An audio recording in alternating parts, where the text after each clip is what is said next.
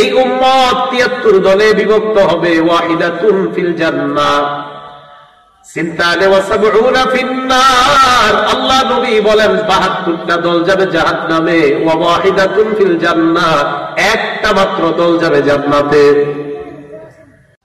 একদল ফেরেশতা আল্লাহ নবীর কাছে আসলেন, এমন অবস্থায় আল্লাহ নবী তখন ঘুমায়। আসার পর নবীর সামনে ফেরেশতারা দাঁড়ায়, দাঁড়িয়ে বলেন ইন্নাহু নাঈম। ফেরেশতাদের মাঝে একজন বললেন তিনি তো ঘুমায়। অন্য ফেরেশতা বললেন ইন্নাল আইনা নাঈমা ওয়াল কলবা ইয়াকযান। আরেক ফেরেশতা বললেন তার চোখ ঘুমায়, তার অন্তর ঘুমায় না। ফেরেশতারা বললেন ইন্না লিসাহিবিকুম হাযা মাসালা ফাদরিবু লাহু মাসালা। যিনি ঘুমায় তার একটা দৃষ্টান্ত আছে, তার দৃষ্টান্তটা তোমরা বর্ণনা করে দাও। এবার ফেরেশতা বললেন তিনি তো ঘুমায়। আরেক ফেরেশতা বললেন তার চোখ ঘুমায়, অন্তর ঘুমায় না। এই কথা বলার পর ফেরেশতারা বললেন মাসালুহু কামাসালি রাজুলিন বানা দারা। তার দৃষ্টান্ত হলো এমন এক ব্যক্তির মতো যে ব্যক্তি একটা ঘর বানিয়েছে। ঘর বানানোর পর জাআলা ফিহা মিনাল মা'দুবা, ঘরের মধ্যে দস্তরখান বিছিয়েছে। দস্তরখানের মধ্যে সুস্বাদু খাবার। এই ব্যক্তি বা'আসা দাইয়া, একজনকে বাহিরে পাঠিয়েছে, যাও যাদেরকে পাইবা তাদেরকে ঘরে দাওয়াত দিবা। ঘরে যারা আসবে তারা ঘরের মধ্যে বিছানো দস্তরখান, এই দস্তরখানের সুস্বাদু খাবার খেতে পারবে। আহ্বানকারী বাহিরে আসছে, আসার পর আমাকে আপনাকে আমাদেরকে পাইছে, পাওয়ার পর আমাদেরকে দাওয়াত দিয়েছে, চলো এই ঘরের মধ্যে দস্তরখান বিছানো খাবার আছে, খাবারের খাইতে তোমরা চলো। ফামান আজাবাদ দাইয়া দাখালাদ দার ওয়া আকালা মিনাল মা'দুবা। আল্লাহ নবী বলেন যে ব্যক্তি আহ্বানকারী ডাকে সাড়া দেয় এই ব্যক্তি ঘরে প্রবেশ করবে এবং দস্তরখানের খাবার খেতে পারবে। ওয়া মান লাম ইউজিবিদ দাইয়া, যে ব্যক্তি আহ্বানকারীর ডাকে সাড়া দিবে না, লাম ইয়াদখুলিদ দার ওয়া লাম ইয়াকুল মিনাল মা'দুবা, ওই ব্যক্তি ঘরেও যেতে পারবে না, দস্তরখানের খাবারও খেতে পারবে না। এই কথা বলার পর ফেরেশতারা এবার বলতে লাগলেন এই যে আমরা কথাগুলো বললাম, এক ব্যক্তি একটা ঘর বানিয়েছে, ঘরের ভিতর দস্তরখান, আর বাহিরে এসে একজন দাওয়াত দিচ্ছে, তাকে এটা ব্যাখ্যা করে শোনায় দাও। কাকে? আমাদের নবীকে যেন এটা ব্যাখ্যা করে শোনায় দেয়। ফেরেশতারা বললেন, এক ফেরেশতা বললেন ইন্নাল আইনা ইন্নাহু নাঈম, তিনি তো ঘুমায়। আরেক ফেরেশতা বললেন ইন্নাল আইনা নাঈমা ওয়াল কলবা ইয়াকযান, তার চোখ ঘুমায়, অন্তর ঘুমায় না। ফেরেশতারা বলতে লাগলেন যে ঘরের দৃষ্টান্ত আর খাবারের দৃষ্টান্ত আর আহ্বানকারীর দৃষ্টান্ত, এক নাম্বার ঘরের দৃষ্টান্ত ফাদ্দারু আল জান্নাহ, ঘরের দৃষ্টান্ত হলো আল্লাহর বানানো জান্নাত।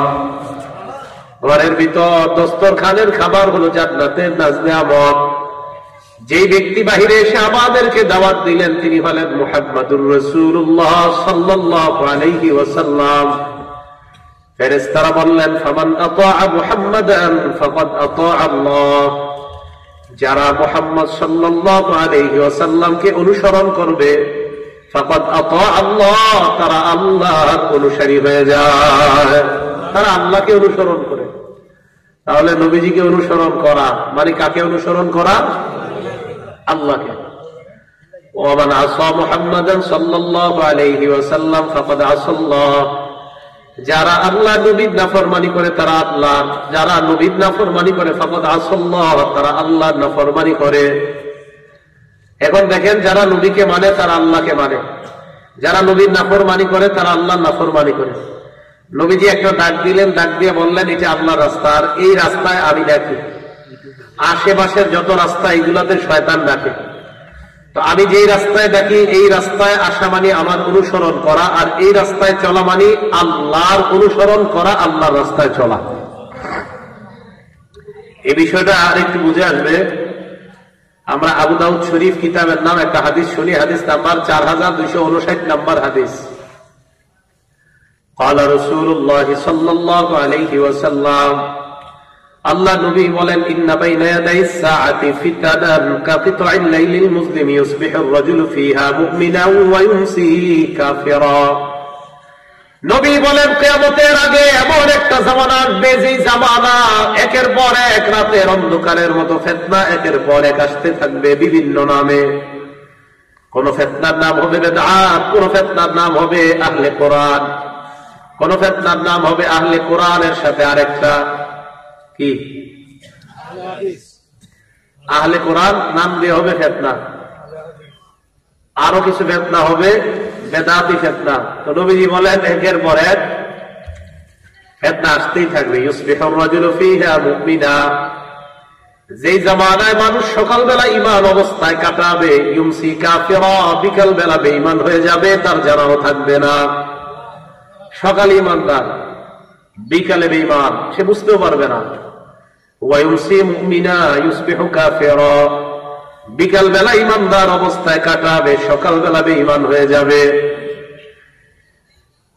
হাদিসের মধ্যে নবী বলেন, এই জামানায় আল কাঈদু ফিহা খায়রুম মিনাল মাশি, যারা বসে আছে তারা কাঈদু ফিহা খায়রুম মিনাল কাঈম, যারা বসে আছে তারা ওই ব্যক্তির চেয়ে উত্তম যারা দাঁড়ায় আছে। ওয়াল মাশি ফিহা খায়রুম মিনাস সাঈ, ওই জামানায় যারা হাঁটে তারা তাদের চেয়ে উত্তম যারা দৌড়ায়। বসে আছেন যারা, আপনারা নিরাপদ, যারা দাঁড়ায় আছে তাদের চেয়ে। বসে আছেন অন্তত শয়তান আপনাদেরকে উঠাইতে সময় লাগবে, যারা দাঁড়ায় আছে তো তাদেরকে সময় লাগবে না। আবার যারা দৌড়ায় দেখেন আর যারা হাঁটে, তো যে ব্যক্তি হাইটা সিনেমার দিকে রওনা করে আর যে ব্যক্তি দৌড়ায় রওনা করে, তো যে ব্যক্তি দৌড়ায় সে তো আগে আগে চলে যাবে।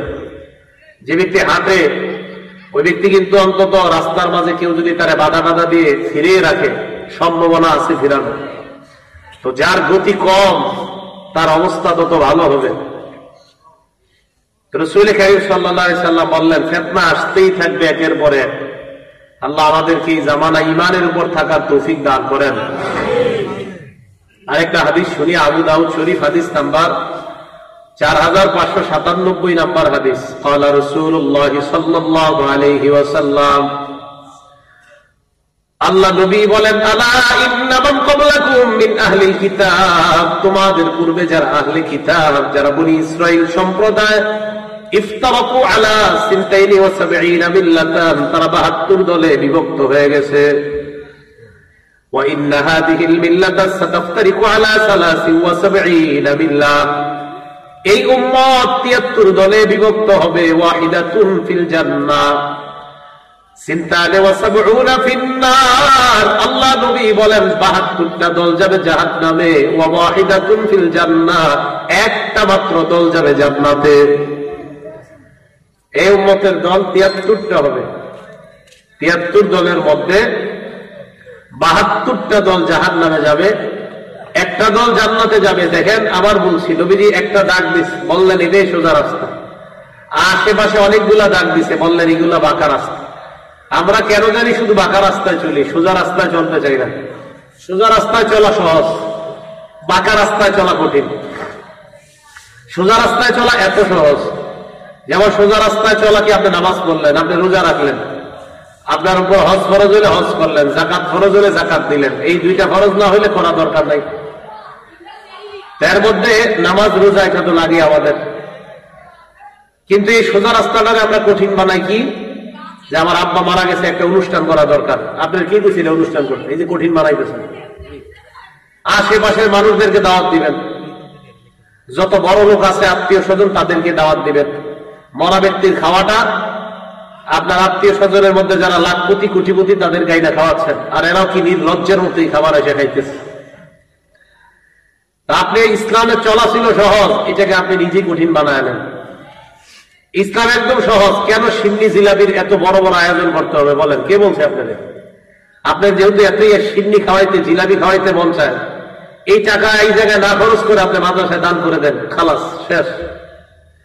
আপনার এতই মন চায় আপনি মসজিদে একটা ফ্যান দিয়ে দেন, কিন্তু আপনি কষ্ট করবেন না, হুজুর এদের আমি কঠিন বানাইতে হবে। কি, আমি একটা লাল কাপড় পরতে হবে, মাথায় একটা লাল শালুক বাঁধতে হবে, এটা কঠিন বানাইতে হবে কেন? সহজ বিষয়গুলো আমরা কঠিন বানিয়ে নিই। আল্লাহ আমাদেরকে হেদায়েত দান করেন। সোজা রাস্তা চলা একদম সহজ, বাঁকা রাস্তায় চলা অনেক কঠিন। বিশ্বাস করেন কঠিনের শেষ নেই। আপনারা যারা বাঁকা রাস্তায় চলেন অনেক কষ্ট হয়, সোজা রাস্তায় চলা একদম সহজ। তো রাসূল করিম সাল্লাল্লাহু আলাইহি সাল্লাম বললেন, যে জামানার কথা নবীজি বললেন যে জামানায় আমার উম্মতের মধ্যে ৭৩টা দল হবে, এই জামানার কথা নবীজি শেষের দিকে বলেন, আমার সম্প্রদায়ের মাঝে এমন একটা দল বের হবে। নবীজি বললেন মানে অসংখ্য অগণিত দল বের হবে, তাজাযা বিহিম তিলকাল আহওয়া কামা ইয়াতাজাযাল কালবু লিসাহিবি। বেদাত মানুষের শরীরে এমন ভাবে প্রবেশ করবে যেমন জলাতঙ্ক রোগীর কুকুর কামড় দিলে ঘেউ ঘেউ করে, ওই মানুষের শরীরে এমন ভাবে বেদাত প্রবেশ করবে।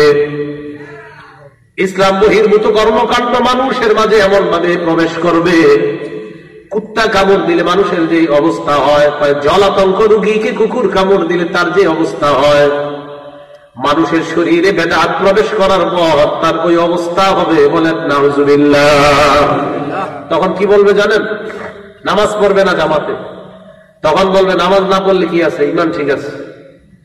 রোজা রাখবে না, তো বলবে আপনি রোজা রাখেন না, বলবে রোজা কি মানুষকে দেখায় রাখতে হয়? নামাজ পড়লে বলবে মানুষকে কি দেখায় নামাজ পড়তে হয়? আমার নামাজ আল্লাহর জন্য করি, তো করে দেখানোর জন্য করি না। উনি এখন ইমান পরিপূর্ণ না।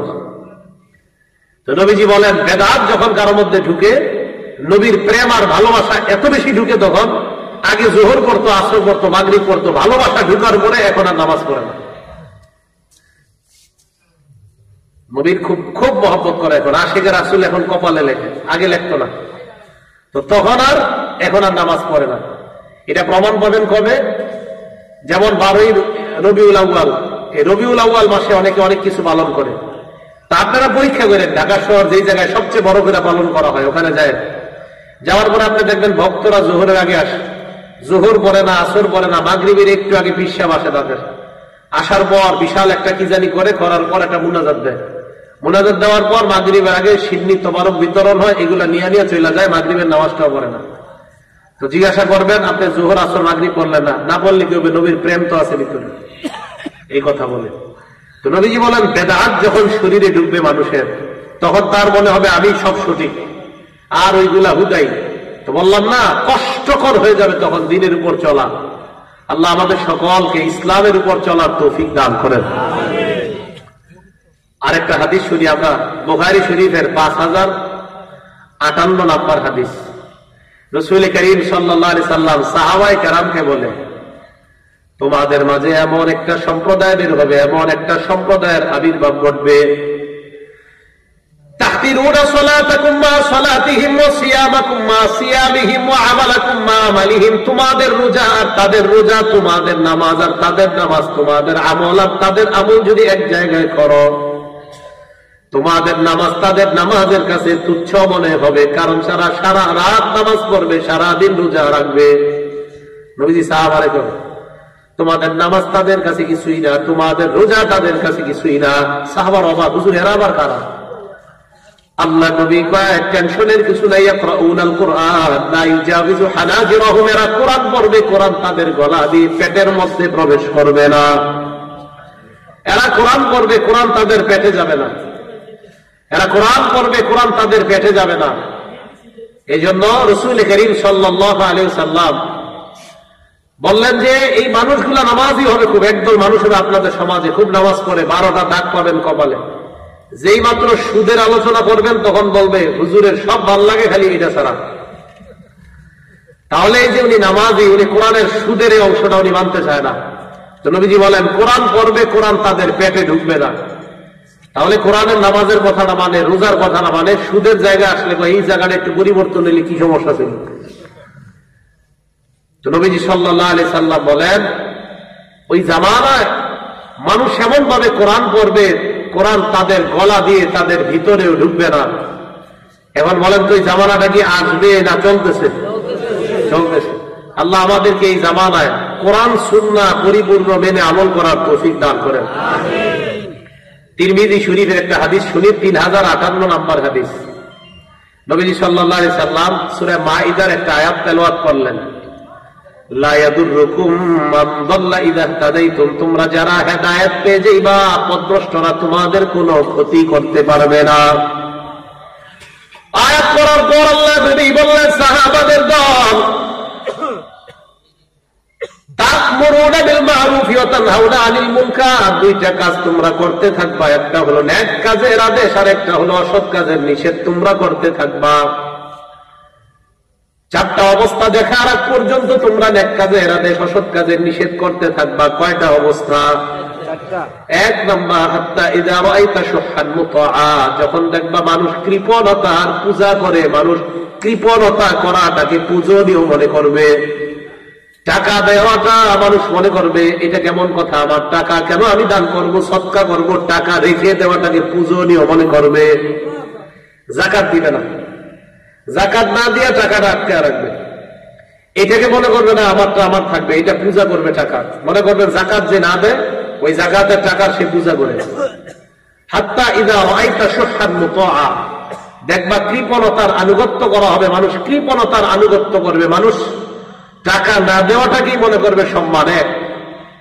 দুই নাম্বার, হাওয়ান মুত্তাবা, মানুষ নিজের নফসের অনুযায়ী চলাটাকে মানুষ মনে করবে এটাই ঠিক, মন যা বলবে তা করবে, উলামায়ে কেরাম কুরআন সুন্নাহ কি বললো এটা দিয়ে তার কোনো খেয়াল নাই, বরং তার মন যা চায় তা করবে, এটাই মনে করবে শরীয়ত। এটা হলো দুই নাম্বার, মানে মন যা চায় মনে করবে এটাই শরীয়ত। আপনাদের এলাকার একজন মনে করেন মোবাইল চালায়, মোবাইল চালাইতে চালাইতে ফজরের সময় হয়ে যায়, ফজরের নামাজের আগে মোবাইলের মধ্যে তাকায় দেখে বুখারী শরীফের একটা হাদিস আছে। কি হাদিস? নবীজি ঘুম থেকে উঠছে, উঠার পর ওযু না করে নামাজ পড়াইছে। কি না করে? ওযু না করে নামাজ পড়াইছে, বুখারী শরীফে আসলে আছে। এখন ওই যুবক আপনাদের এলাকার মাশাআল্লাহ, তো এটা পাওয়ার পর এখন তো শীত নাই, মনে করেন 1 মাস আগে হাদিসটা পাইছে, প্রচন্ড শীত, তো বাস আজকে ফজরের আগে ওযু না করে মসজিদে চলে গেছে। ইমাম সাহেব নামাজ পড়াইছে, নামাজের পর ইমাম সাহেব আমল করতেছে, মুসল্লিরা আমল করে, যুবক দাঁড়ায় কয় হুজুর বলেন তো ওযু ছাড়া নামাজ হয় কিনা? ইমাম সাহেব কয়, তো ইমাম সাহেব কয় না, ওযু ছাড়া তো নামাজ হবে না। আপনার যদি ওজোর থাকে, কোন ওজোরের কারণে যদি উযু করতে না পারেন, অবশ্যই তায়াম্মুম করতে হবে। আপনার উযু তো লাগবেই, পবিত্রতা অর্জন করতেই হবে, হয়তো উযু না তায়াম্মুম। তার মানে কি উযু আর তায়াম্মুম ছাড়া নামাজ হবে না? তো ইমাম সাহেব কয় না। ইমাম সাহেব মনে করেন এক মাদ্রাসার শাইখুল হাদিস, আর আপনাদের মসজিদের ইমাম 20 বছর ধরে, তাহলে ওনার অভিজ্ঞতা কম না বেশি? শাইখুল হাদিস মানে বুখারী শরীফ পড়ায়। তো একজন বুখারী শরীফ পড়ানেওয়ালা হুজুর বলতেছে না বাবা তোমার নামাজ হয় নাই, হবে না। তো বলতেছে আজকে আমি ফজর উযু ছাড়া পড়ছি, আমার নামাজ হয় নাই। তো হুজুর বলছে না তোমার তো নামাজ হয় না। কি পড়াইলেন বুখারী শরীফ সারা জীবন? আপনি খালি পড়াইলেন, পড়েন নাই। পড়ি নাই কোনটা? এই যে দেখেন, ফজরের নামাজের আগে হাদিস ঘাটতে ঘাটতে বুখারী শরীফের হাদিস পেয়ে গেছে, নবীজি সাল্লাল্লাহু আলাইহি সাল্লাম ওযু ছাড়া আজকে নামাজ পড়ছে। তো এই জন্য আমিও পড়ছি। হুজুর বললেন ভাই তুমি তো হাদিস পড়ছো, হাদিস বুঝো নাই, তুমি এই হাদিস না বুঝে নিজের মন চাহি জিন্দেগি অনুযায়ী আমল করতেছো। ছেলে কয় না হাদিসে আইসে নবী ওযু ছাড়া নামাজ পড়ছে, আমি পড়বো, আপনি কিছু পারলে ঠেকান। হুজুর বললেন এই হাদিস আমি পড়েছি এবং পড়াই, এই হাদিসের ব্যাখ্যা এটা না, তুমি যা বুঝছো এটা না।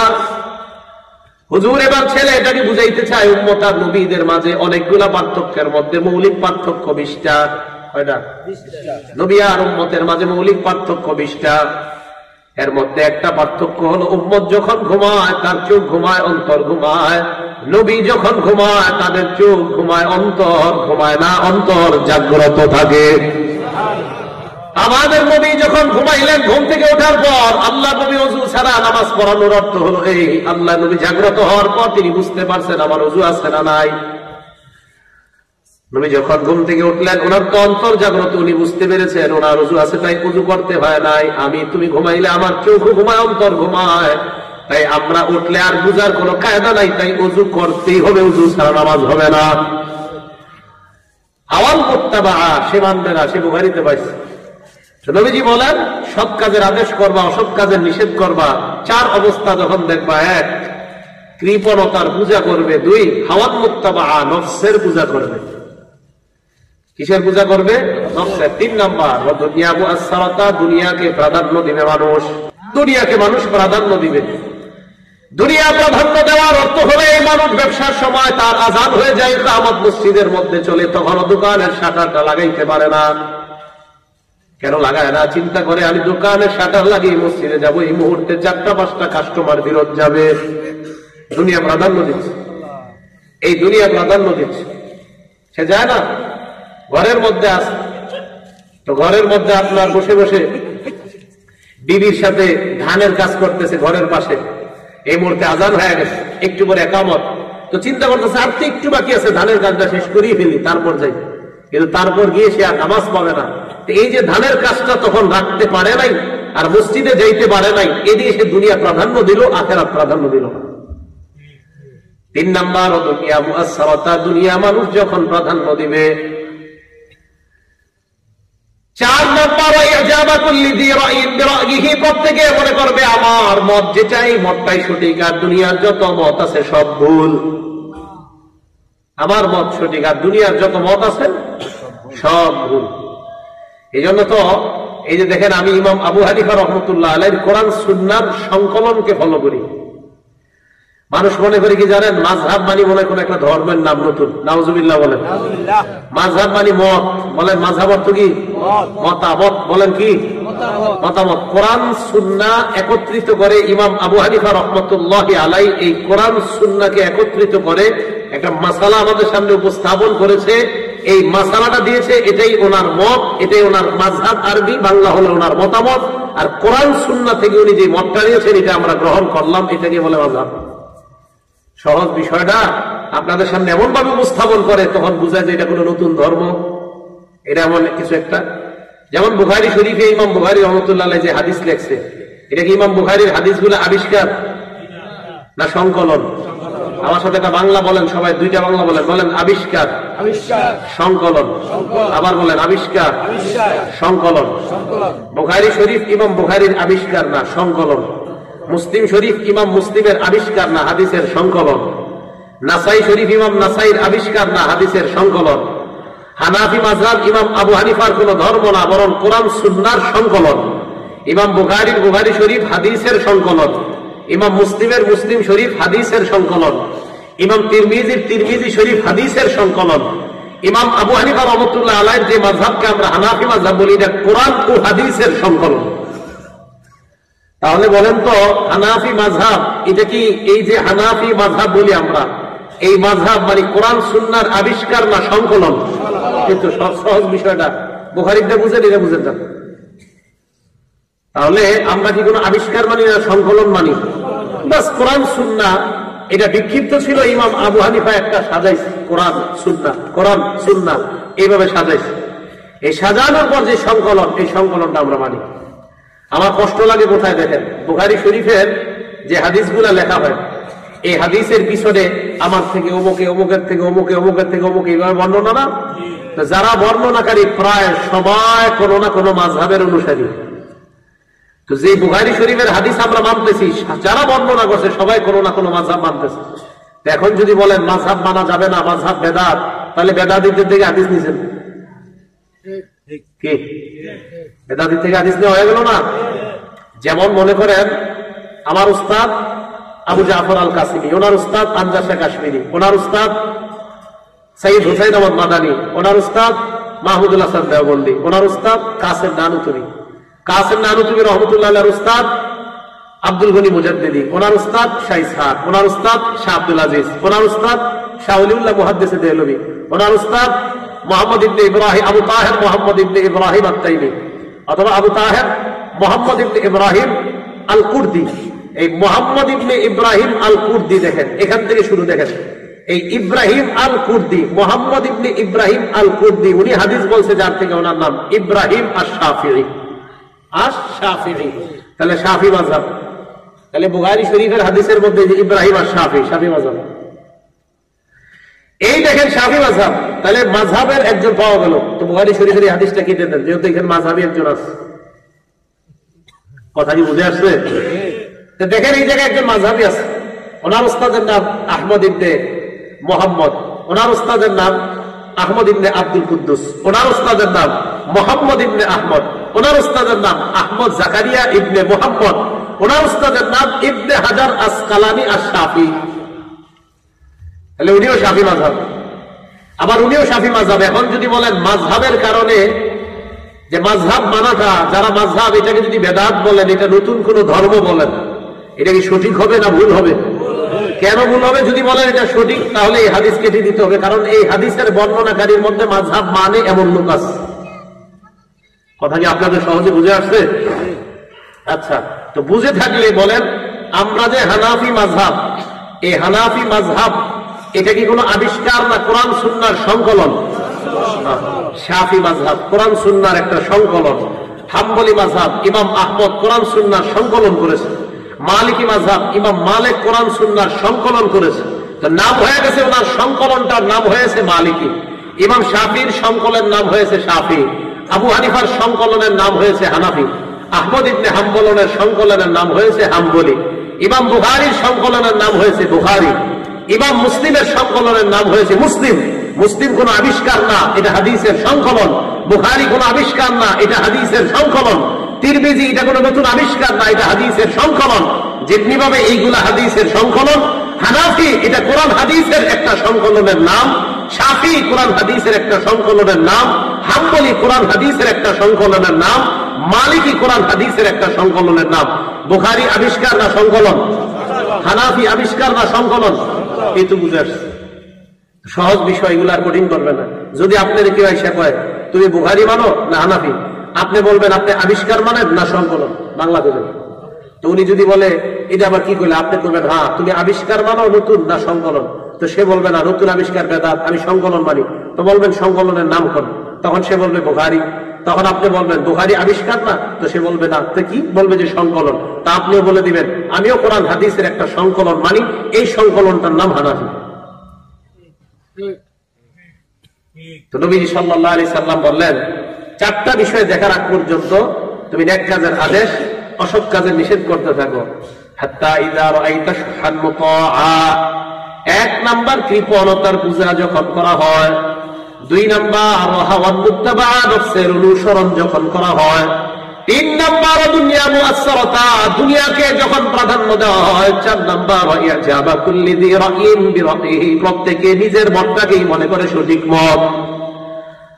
এই জন্য আমরা আলহামদুলিল্লাহ আমরা কোনো মতকে সঠিক মনে করি না, কারণ আমরা তো একটা সংকলন মানি। আমরা দরকার হয় একটা সংকলন খুইলা বলি।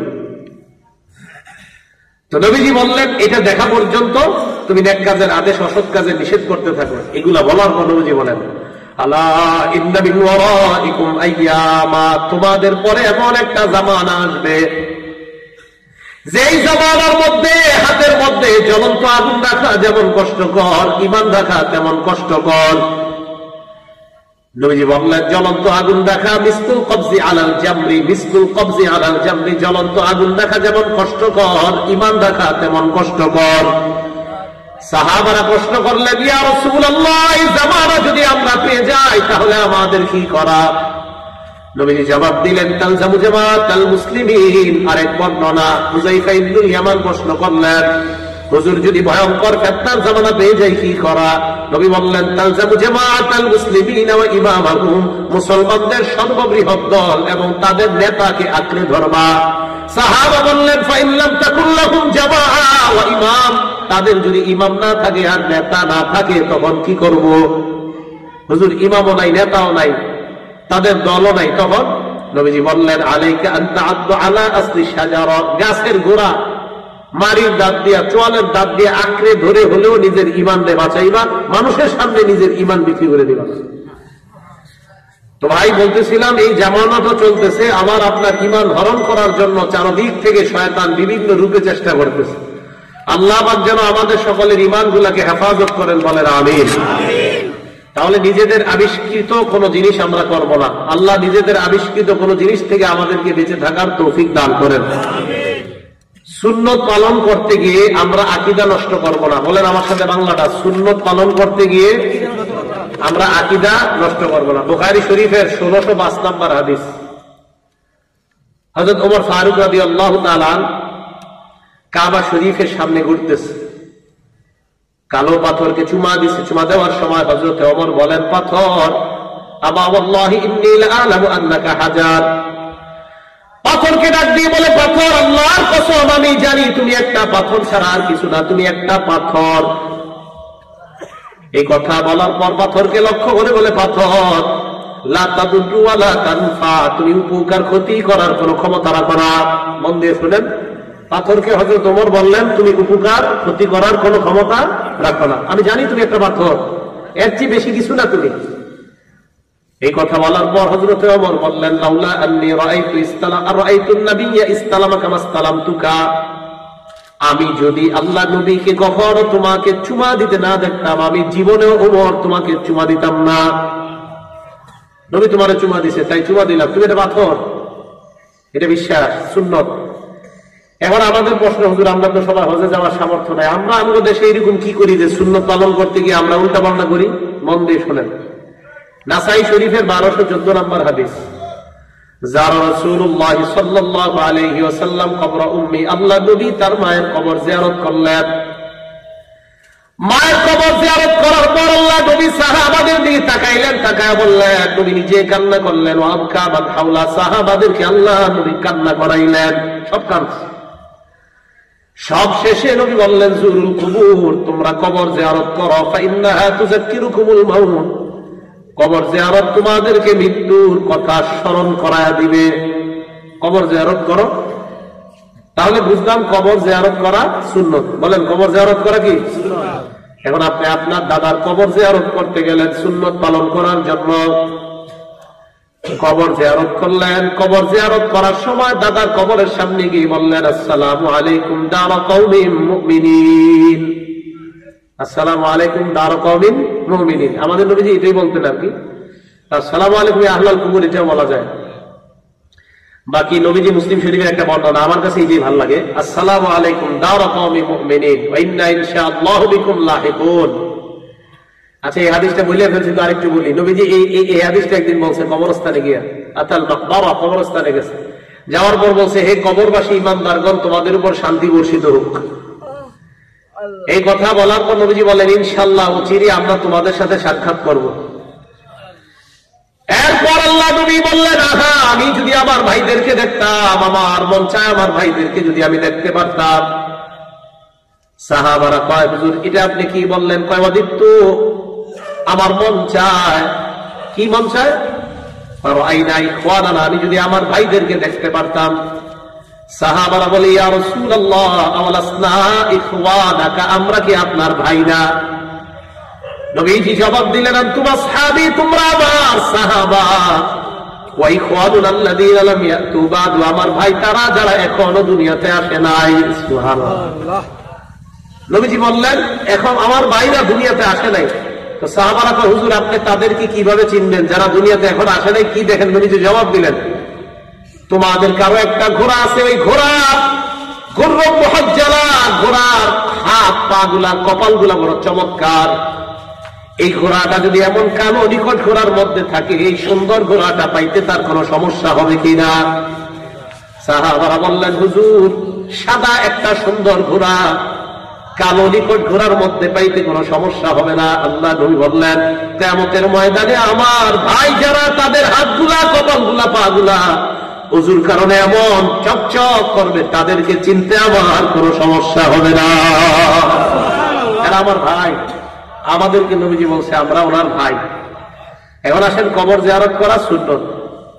তো সুন্নত পালন করতে গিয়ে আপনার দাদার কবরের সামনে গেছেন, আপনি সূরা ফালাক নাস সব পড়ছেন, পড়ার পর বললেন, দাদা, মানে সব বলছে, আল্লাহর কাছে বলছেন, আল্লাহ আমার দাদারে মাফ করে দেন, আল্লাহ আমার দাদার কবরটা জান্নাতের বাগান বানায় দেন, সব বলছেন আল্লাহরে। আল্লাহর কাছে সব চাওয়ার পরে শেষের দিকে বলছেন, দাদা আপনার নাতির বউয়ের 10 বছর বাচ্চা হয় না, একটু বাচ্চার ব্যবস্থা করেন। এতক্ষণ আল্লাহরে বললেন সব দিতে, এখন দাদারে বলতেছেন বাচ্চা দিতে। এই যে শিরিক করলেন, আকীদা শেষ। শাহজালাল রহমতুল্লাহ কবরে গেলাম আমি, আপনি, আমরা 4-5 জন সিলেট ঘুরতে গেছি, জাফলং চা বাগান টাগান ঘুরা শাহজালাল রহমতুল্লাহ আলাইহির কবরে গেলাম। যাওয়ার পর আমরা ওনার কবর জিয়ারত করলাম, আল্লাহর কাছে বললাম, আল্লাহ শাহজালাল রহমতুল্লাহ ইয়ামান দেশ থেকে এসে আমাদের দেশ থেকে শিরিক দূর করছে, বেদাত দূর করছে আল্লাহ, তাকে আপনি জাযায়ে খায়র দান করেন, উভয় জগতে তাকে আপনি ভালো রাখেন আল্লাহ। আমাদের দুনিয়াতে তো তাকে আপনি ভালো রেখেছেন, আখেরাতে তাকে ভালো রাখেন আল্লাহ। তার কবরটা জান্নাতের বাগান বানান। শাহজালাল রহমতুল্লাহর জন্য দোয়া করলাম। করার পর শেষের দিকে বলতেছি, শাহজালাল আমি শুধু দাউদকান্দি নদীর উপাস থেকে আসছি। এতক্ষণ আল্লাহর সব বলছেন, এখন বলতেছেন শাহজালাল তো আসছি যে কারণে আমার তো ছেলেটারে বিয়ে করাইছি 3 বছর হইল, বাচ্চা টাচ্চা হইতেছে না, কি করা যায়? শাহজালাল রহমতুল্লাহ কইতেছে। তো সুন্নত পালন করতে গিয়ে শিরিক করলেন, আকীদা নষ্ট করলেন, আপনার ঈমান চলে গেল। মেহেরবানি করে এই জাতীয় কর্মকাণ্ড থেকে নিজেদেরকে বাঁচান। আল্লাহ আমাদের সকলকে হেফাজত করেন। তো সুন্নত পালন করতে গিয়ে আকীদা নষ্ট করা যাবে না। কিছু কুসংস্কার আছে, আমরা এই কুসংস্কার গুলো সমাজের মধ্যে আছে, এগুলো রাখা যাবে না। সকালবেলা ঘর থেকে বের হওয়ার সময় আপনার মাথাটা ঘরের দরজার সাথে লাগছে, লাগার পরে কোন কি ইস আল্লাহ জানে আজকে দিনটা কেমন যায়। শিরিক করলেন, আজকে আপনার দিন কেমন যায় মানে আপনি দরজার সাথে লাগাতে আপনার দিন খারাপ যাবে, এটা কই পেয়েছেন আপনি? দোকানে গেছেন, যাওয়ার পর দোকানদার দোকান খুলছে, ভাই তাড়াতাড়ি 1 কেজি পোলার চাউল দেন, মেহমান আসছে। দোকানদার মেহমান আসছে, এই পোলার চাউল দিছে। তো যিনি দৌড়ায় গেছে উনি মনে নাই পকেটে টাকা নিতে, বাইরে টাকাটা আনতে পারিনি, বাড়িতে দৌড় দিয়ে আনতেছে। এই যে তুমি কুফা লাগাইলা, সারাটা দিন কেমন যাবে? দোকানদার ভাই এই মাসাল আপনি কই পেলেন? এটা শিরিক, এটা শিরিক। আপনি আপনার দোকানে গজবটাই না আনবেন। আপনি এটা কই পাইলেন যে আপনার দোকানে প্রথমে বাকি খাইলে দোকানে সারাদিন কুফা যাবে? এটা আপনি কোথায় পাইলেন? এটা শিরিক, এটা জায়েজ নাই। এই কুসংস্কার গুলো আমাদের সমাজে আছে কিনা? তো ব্যবসা সুন্নত না বেদাত? আরে ব্যবসা সুন্নত না বেদাত? ব্যবসা করতে গিয়ে আকীদা নষ্ট করলেন। হ্যাঁ, আকীদা নষ্ট করা যাবে না। আল্লাহ আমাদের সকলকে বুঝে শুনে আমল করার তৌফিক দান করেন। একটা উদাহরণ দিলে বুঝবেন আপনারা। আবু দাউদ শরীফের হাদিস নাম্বার 3299 নাম্বার হাদিস। এক সাহাবা নবীজি সাল্লাল্লাহু আলাইহি সাল্লামের কাছে গেলেন, যাওয়ার পর বললেন, ইয়া রাসূলুল্লাহ নাযারাত তুখদি আন তামশিয়া ইলা বাইতিল্লাহ। ইয়া রাসূলুল্লাহ আমার বোন মানত করেছে, আল্লাহর জন্য মানত করেছে, আমার বোন কাবা শরীফে হাঁটতে হাঁটতে যাবে, মানত করছে অনেক দূর, ওনার বাড়ি থেকে কাবা শরীফ অনেক দূর, মানত করছে আমার বোন হাঁটতে হাঁটতে সেখানে যাবে। আল্লাহ নবী বললেন, তোমার বোন এই মানত কেন করছে? কয় সওয়াবের জন্য। মানত কেন করছে? সওয়াব। কাবা করে হাইটা যাবে তো সওয়াবই তো নিয়ত, ঠিক না? নিয়ত তো ভালো। নবীজি বললেন, বাহন আছে নি? আছে। তো বাহন থাকতে উল্টা পাল্টা নিয়ত করতে গেছি তোমার বলতে। আপনারা যারা এই জায়গায় আছেন, ট্রলার দিয়ে কি পারে যাওয়ার ব্যবস্থা আছে না? তাহলে আপনাদের একজন করলে আমি সাঁতার কেটে পারে যাবো, কেন? আপনি কি দরকার আছে সাঁতার কেটে যাবেন? এত বড় একটা নদী। এই এটার বাগলামি নিয়ত। নিয়ত তখন হয়তো যদি ট্রলার না থাকতো, কিছু না থাকতো। আপনাদের এই জায়গার একজন নিয়ত করলেন সিলেট শাহজালাল রহমতুল্লাহর কবরের ওখানে যাবেন হাঁটতে হাঁটতে। কেন? আপনি বাস নাই নাকি আপনার টাকা নাই? সব থাকার পরে এই যে মানত করছেন সওয়াবের নিয়তে, এটা বেদাত। সব থাকার পর সওয়াবের নিয়তে যে এই মানত করছেন, এটা বেদাত। সাহাবা বললেন, ইয়া রাসূলুল্লাহ আমার বোন মানত করেছে, আল্লাহর ঘরে যাবে হাঁটতে হাঁটতে। আল্লাহ নবী বলেন, তোমার বোন কি আর মানত করার জিনিস পায় না? লিতামশিয়া ওয়া লিতারকাবা, তোমার বোনকে হাঁটতে বলবা, তোমার বোনকে বাহনের মধ্যে চড়তে বলবা, বাহনে উঠতে বলবা, হাঁটতে বলবা, মানত আদায় হয়ে যাবে। আর বাহনের মধ্যে চড়তে বলবা। আল্লাহ তোমার বোনকে এই কষ্ট দিতে চায় না। বাহন থাকার পরেও তোমার বোন কেন হাঁটতে হাঁটতে কষ্ট করবে? আগে ছিল জাহাজে হজ করা, তো এখন প্লেন আছে না? তাতে এখন জাহাজে যাবেন কেন? প্লেনে আপনি 6 ঘন্টা চলে যাবেন। তো রাসূল করিম সাল্লাল্লাহু আলাইহি সাল্লাম এটা বললেন। আবু দাউদ শরীফের 3000 নম্বর হাদিস, 3300 নম্বর হাদিস। আগেরটা গেল 3299, এর পরের হাদিসটা। নবীজি সাল্লাল্লাহু আলাইহি ওয়াসাল্লামের জায়গায় ভাষণ দিলেন। ভাষণ দেওয়ার সময় আল্লাহ নবী দেখেন সবাই সুন্দরভাবে আল্লাহ নবীর বয়ান শুনতেছে, একজন দাঁড়ায় রয়েছে, রৌদ্রের মধ্যে দাঁড়ায় রয়েছে। আল্লাহ নবী বললেন, কি ব্যাপার, লোকটা কেন রৌদ্রের মধ্যে দাঁড়িয়ে আছে? কয়, হুজুর কয়েকটা মানত করেছে। এক নাম্বার নাযারা আইয়াকুমা, মানত করছে সে দাঁড়ায় থাকবে, ওয়ালা ইয়াজলিসা, বসবে না, এই মানত করছে। আর কি মানত করছে? বসবে না, ভালো কথা, দাঁড়ায় থাকবে। আর সেই জায়গায় রৌদ্রে দাঁড়ায় রয়েছে কেন? হুজুর নাযারা মানত করেছে আল্লাহ ইস্তাজিল্লা, সে ছায়া নিবে না, মানত করছে, সে ছায়া গ্রহণ করবে না। নবীজি বললেন আর কি মানত করছে, তোমরা বললেও শুনবে না? হুজুর আরেকটা মানত করছে, নাজার আল্লাহ তাকাল্লামা, কারো সাথে কথাও বলবে না। আমরা গিয়ে বললেও লাভ নাই। নবীজি বলে সর্বনাশ। আর হুজুর নাজার আইয়া সুমা, মানত করেছে রোজা রাখবে, রোজা, কথা বলবে না, দাঁড়ায় থাকবে, ছায়া বসবে না। নবীজি ধরে নিয়ে আসবেন,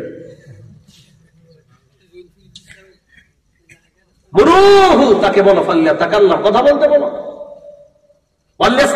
ছায়া নিতে বলো, বসতে বলো, হ্যাঁ রোজা রাখছে এটা পুরো করতে বলো, ভবিষ্যতে যাতে এই জাতি উল্টা বললাম মানতাম না করে নিষেধ করে দাও। তাহলে বলেন তো এই যে ওয়াজ শোনা ভালো না খারাপ? ভালো। এখন উনি একটা মানত করছে কি, উনি নবীর বয়ান শুনবে, রুদ্রের আলোর মধ্যে কষ্ট করে রুদ্রে দাঁড়ানো যায়, কখন যদি জায়গা না পায়। সবাই সুন্দরভাবে বসে রয়েছে, এ মানত করছে ছায়া বসবে না, রুদ্রে দাঁড়ায় থাকবে, বসবে না, কথাও বলবে না। বুঝাইতে চাইলাম কোন মানত যদি এই নিয়তে করা হয় যে সোয়াবের কারণে, আর এরপরে যদি নিজের জানলে কষ্ট দেওয়া উদ্দেশ্য হয়, তাহলে এই মানত করা জায়েজ নাই। কারণ আল্লাহ তো আপনারে এটা বলে নাই, আপনার তো সব আছে, ছায়া আছে, ছায়া না থাকলে রুদ্রে দাঁড়াইতেন। কি বুঝতে পারলাম আমরা? ইসলামের মধ্যে আমরা বাড়াবাড়ি নিজের থেকে বানাবো। দেখেন বললাম না, ইসলাম আমরা কঠিন বানাইনি। আপনার জন্য সহজ ছিল বৈশা বৈশা ওয়াজ শোনা, কে বসে আপনার দাঁড়ায় শুনতে, কঠিন বানায়নি। আবু দাউদ শরীফের আরেক হাদিস, নবীজি দেখে এক ব্যক্তি কাবা শরীফের সামনে নাকের মধ্যে আংটা লাগায়, আংটার মধ্যে রশি লাগায় ঘুরতেছে। হাদিস আছে, আংটা এটার মধ্যে রশি লাগায়। নবীজি বললেন কি ব্যাপার, এইরকম কেন করে? সাহাবারা বললেন হুজুর মানত করছে এইভাবে নাকের মধ্যে আংটা লাগাবে, আংটার মধ্যে রশি লাগায় লাগায় টানবে। নবীজি বললেন তাড়াতাড়ি আমার কাছে আলো। কত আহান নবী সাল্লাল্লাহু আলাইহি ওয়াসাল্লাম বিয়াদিহি, আল্লাহ নবী নিজ হাতে জায়গায় দিয়েছেন। সুবহানাল্লাহ। এই হাদিস দ্বারা বোঝা যায় বেদাত যখন দেখবেন, বেদাতের খানকা যখন দেখবেন, এলাকার উলামাদেরকে নিয়ে অন্যদের অপেক্ষা করা দরকার নাই, নিজেরাই ভেঙে দিবেন। এই হাদিস দ্বারা এটাই বোঝা যায়। নবীজি সাল্লাল্লাহু আলাইহি ওয়াসাল্লাম বেদাত নিজে গাইতে দিয়েছে, নিজে। আর আমার আফসোস লাগে, কষ্ট লাগে কখন দেখবেন সালার চট গায়ে দিয়ে দিয়েছে বিশ্বাস। এই বিশ্বাসের 5 তলা বাড়ি আছে, কেন উনি সালার চটটা পরিবর্তে একটা পাঞ্জাবির ওনার তৌফিক হয়নি। বিশ্বাসের বাড়ি কয়তলা? গায়ে কিসের চট? এই সালার চট কবে থেকে জানেন? যেদিন ওনার মুরিদরা সালার চট দেখে ওনার মুরিদ হয়েছে। যেমন আপনাদের এই নদীর পাশে একজন আসছে, আর আপনাদের আকল এরকম হয়ে গেছে, নদীর পাশে আইসা দেখছেন সালা গায়ে দিয়ে টাই দিয়ে ঘুরতেছে, নামাজ রোজা কিচ্ছু নেই। তখন আপনাদের এলাকার 2 জন মুরব্বী কয় না রে কিছু একটা আছে, কিছু একটা না থাকলে কেন? এই যে কিছু একটার পরে বাস সালাওয়ালার মুরিদ হয়েছেন, মাশাআল্লাহ মুরিদ হয়েছে। হওয়ার পর হইতে হইতে 1 লাখ মুরিদ হয়ে গেছেন। কয়জন? 1 লাখ। 1 লাখে 1 টাকা করে দিলে কয় টাকা হয়? 1 লাখ টাকা। 1 লাখ টাকা। তো 1 লাখ মানুষ মুরিদ কি ওনার একটা পাঞ্জাবি বানায় দেওয়ার তৌফিক হয় নাই? হ্যাঁ, হাদিস দ্বারা বোঝা যায় তৌফিক থাকার পর সালা গায়ে দিয়ে ঘুরলে ওই সালা কেটে দেয়। নবীজি সাল্লাল্লাহু আলাইহি সাল্লাম আংটা লাগাইছে, হুজুর মানত করছে, এই উল্টা-পাল্টা কাজ করতে গেছে, কাটো। মুরিদরা মিলা পিসাবরে 5 তলা একটা বাড়ি বানায় দিল, কিন্তু পাঞ্জাবি দিতে পারলো না। কেন? কারণ এটা হলো ওনার ওইটা যদি না রাখে তাহলে ওনার ভবিষ্যৎ অন্ধকার। এই জন্য সালাটা ঠিক আছে, কারণ ওনার নাম হয়ে গেছে সালাওয়ালা পীর। আপনারা যারা মুরিদ, আমি বলবো না আপনাদেরকে কষ্ট দিব না, আমি আপনারা কেউ কষ্ট নিবেন না। আচ্ছা, আমাদের এই যে এলাকার ছোট ছোট বাচ্চাদেরকে তাদের শরীরে কাপড় না থাকলে কি বলি? ল্যাংটা। কি বলি? সবাই বলেন কি বলি? ল্যাংটা। আপনারা আকল খাটান, মনে করে আমি একজন পীর, আমার নাম দিলেন ল্যাংটা। আচ্ছা, ল্যাংটা কারে বলেন? শরীরে কাপড় না থাকে। এখন আমারে বলে একজন পীর সাহেবের নাম ল্যাংটা হয়ে গেছে, যিনি আল্লাহর কাজ করবে, রসুলের কাজ করবে, আল্লাহর কাজ করবে, রসুলের কাজ করবে, তো ওনার নাম আপনারা মানে আমার নাম দিয়ে দিলেন ল্যাংটা। মানে এটা কি করলেন? এটা আকলে ধরে না। আপনারা কষ্ট দিন না, যারা আপনারা মনে করেন আপনারাই মুরিদ, আমি ল্যাংটার মুরিদ, আপনি তা আমার নামটা আপনার স্মরণ করে না, আমি আপনার পীর, আমার ল্যাংটা কিন্তু আপনি স্মরণ করে না। আপনার যদি লজ্জা থাকা উচিত। আপনি তো আপনার বাচ্চার পরনে কাপড় না থাকলে বলেন ল্যাংটা ছেলে নিয়ে যাও, আর আপনি পিসাবে আপনি আমার ল্যাংটা বলতে আপনার একটু খারাপ লাগে না? কথাগুলো অনেক ভাবার, গবেষণা, চিন্তা করার। আল্লাহ আমাদের সকলকে বুঝে শুনে বেদাত মুক্ত সমাজ গড়ার তৌফিক দান করেন। কেন বললাম, কিয়ামতের আগে বিভিন্ন নামে বেনামে অনেক দল আপনাদেরকে জাহান্নামের দিকে ডাকবে। জান্নাতের রাস্তা একটা, জাহান্নামের রাস্তা অনেকগুলা, অনেক নামে আপনাদেরকে ডাকবে। আল্লাহ আমাদেরকে সকলকে এই জাতীয় নামগুলা থেকে বেঁচে থাকার তৌফিক দান করেন। এর মধ্যে একটা নামের নাম আহলে কোরআন। আহলে কোরআন মানে শুধু কোরআন মানবে, হাদিস মানবে না। শুধু কি মানবে? কোরআন মানবে, হাদিস মানবে না। এরা আপনাকে দাওয়াত দিতে দিতে আপনাদের এলাকায় যারা ফেসবুক চালায় অলরেডি দাওয়াত পেয়ে গেছে। আহলে কোরআন দাওয়াত পাওয়ার পর আহলে কোরআন ওই ব্যক্তিকে বুঝায়, কোরআনের মধ্যে দেখো নামাজের কথা আছে কিনা। ব্যক্তি কোরআন খুইলা দেখে, হ্যাঁ নামাজের কথা কোরআনে আছে, সুন্দর। এবার আহলে কোরআনের গুরু আপনাকে টোপ দিবে, কোরআনে নামাজের কথা আছে কিন্তু ফজরের নামাজ যে 2 রাকাত এখন তো কোরআনে আসেনি। আপনি পুরা কোরআন খুঁজা দেখলেন, ফজর নামাজ যে ফরজ 2 রাকাত পুরা কোরআনের কোথাও লেখা নাই। তখন আপনি ভাবেন কি ঘটনা কি? জোহরের নামাজ 4 রাকাত পুরা কোরআনের 6236টা আয়াতের মধ্যে কোথাও আছে কিনা দেখো। কোরআন আয়াত কয়টা? না 6266টা, এটা ঠিক না। 6236 এটাই সঠিক। হ্যাঁ এটাই সঠিক। আজকে গুনে দেখেন 6236 এটাই কোরআনের সঠিক আয়াত সংখ্যা। 66 আইসা গেছে আর কি, ছোটবেলা থেকে শুনতে শুনতে বড় হয়েছেন আপনারা, আমরা যাই করে ভুলে যাই। 6236 এটাই সঠিক। বললাম না, ভুলে ভরা আমাদের সমাজ। এবার আপনি পুরা কোরআন খুললেন, খোলার পর দেখলেন 4 রাকাত জোহর, আসর 4 রাকাত ফরজ, মাগরিব 3 রাকাত ফরজ, এশা 4 রাকাত ফরজ, কোরআনের কোথাও লেখা নাই। এবার আপনার গুরু ফেসবুকে আপনাকে বলবে তো কি বুঝলা, তখন বলবেন কি একটু ভাবতেছি আমি। ফেসবুকে পরের দিন আপনাকে বলবে কি কিছু তো বললা না, কি কোরআনে তো নামাজের কথা আছে কিন্তু কিভাবে নামাজ এটা তো কোরআনে নাই। তখন বলবে অতএব কি, অতএব যেহেতু কোরআনে নাই সুতরাং তুমি কোনোভাবে ধ্যান করলেই নামাজ হয়ে যাবে। ওরকম মসজিদে মুসল্লিদের সাথে গিয়ে এইভাবে রুকু করতে হবে, সেজদা করতে হবে, যুক্ত হবে তাদের সাথে, এটা যেহেতু নাই অতএব তোমার করা লাগবে। এই হলো আহলে কোরআন। নবীজি সাল্লাল্লাহু আলাইহি সাল্লাম তাদের ব্যাপারে কি বলছে? ইবনে মাজাহ হাদিস নাম্বার 12, নবীজি সাল্লাল্লাহু আলাইহি সাল্লাম বলেন, ইউশিকুর রাজুলু মুত্তাকিয়ান, এমন একটা জামানা আসবে যে জামানায় মানুষ সিংহাসনের মধ্যে বসবে, বসার পর বলবে আমি বড় পণ্ডিত। এই মানুষটা বলবে আমাদের আর তোমাদের মাঝে কোরআন থাকতে আমার হাদিসের কি প্রয়োজন? তার সামনে হাদিস পেশ করার পর এই ব্যক্তি বলবে বাইনানা ওয়া বাইনাকুম কিতাবুল্লাহ, ফেসবুকে আপনাকে দাওয়াত দিবে আমাদের মাঝে তোমাদের মাঝে বিধানকারী কোরআনের গ্রন্থের নাম হলো আল কোরআন। আপনিও বলবেন হ্যাঁ ঠিকই তো, আল কোরআনই তো একমাত্র বিধানদাতা, একমাত্র বিধান আছে কোরআনের মধ্যে। এই কথা বলার পর আল্লাহ নবী বলেন ওই ব্যক্তি তোমাদেরকে বলবে ফামা ওয়াজাদনা ফীহি মিন হারামিন হারামনা, কোরআনের মধ্যে যেটা হারাম পাইলাম এটাই হারাম, ওয়ামা ওয়াজাদনা ফীহি মিন হালালিন ইস্তাহলালনা, কোরআনের মধ্যে যেটা হালাল পাইলাম সেটাই হালাল বলবে আপনাকে। তো আপনি বলবেন ঠিকই তো, আচ্ছা আমরা কোরআনের হারামকে হারাম মানি না, কোরআনের হালালকে হালাল মানি না? তো মানি তো আমরাও। তাদের উদ্দেশ্য কি দেখেন তো, কোরআনের হালাল কোরআনের হারাম থাকতে আবার অন্যটার কি দরকার? আমাদের নবী বলেন শোনো, আলা ওয়া ইন্নামা হারামা রাসূলুল্লাহ মিসলু মা হারামাল্লাহ, আমি নবী যেটাকে হারাম করি এটা আল্লাহর হারাম করার মতো হারাম হয়ে যায়। আমার হারাম এটা আল্লাহর হারামের মতো হারাম, আমার হালাল এটা আল্লাহর হালালের মতো হালাল। তাহলে আপনারা কি বুঝলেন? শুধু কি কোরআন মানবো না কোরআন সুন্নাহ দুইটা? এই জন্য নবীজি বললেন তারাকতু ফীকুম আমরাইন, আমি তোমাদের মাঝে 2টি জিনিস রেখে গেলাম।